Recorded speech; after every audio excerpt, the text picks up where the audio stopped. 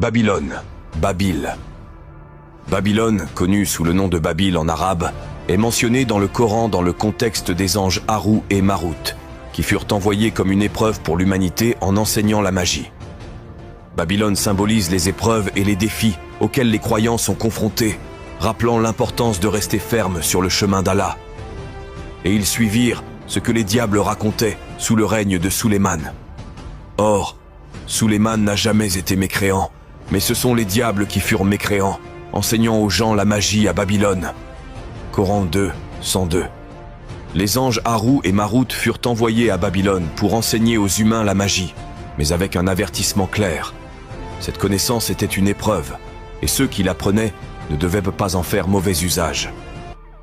Cependant, beaucoup succombèrent à la tentation et utilisèrent ce savoir de manière inappropriée.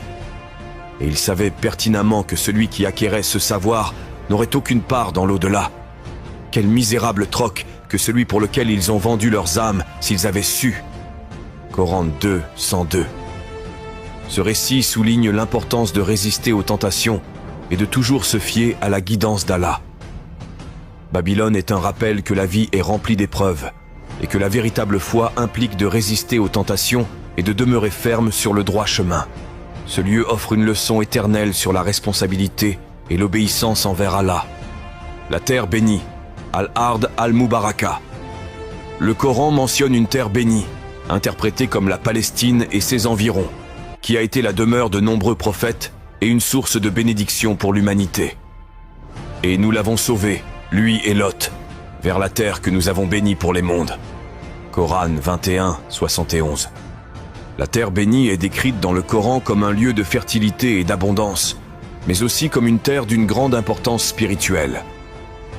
Elle englobe des sites sacrés tels que Jérusalem et Al-Masjid al-Aqsa, qui ont été témoins des enseignements des prophètes et d'événements historiques monumentaux. Cette terre symbolise les bénédictions d'Allah sur l'humanité. Sa fertilité et ses richesses représentent la générosité divine, tandis que son importance spirituelle met en lumière la connexion entre les prophètes et leurs messages. Les 7 terres sacrées mentionnées dans le Coran ne sont pas de simples lieux physiques. Elles sont des symboles de foi, d'épreuve et de guidance divine. Chacune de ces terres nous invite à réfléchir sur notre relation avec Allah, nos responsabilités en tant que croyants et notre lien avec l'histoire des prophètes. Que ces terres sacrées nous inspirent à renforcer notre foi, à rechercher la vérité et la justice et à vivre en harmonie avec les enseignements divins.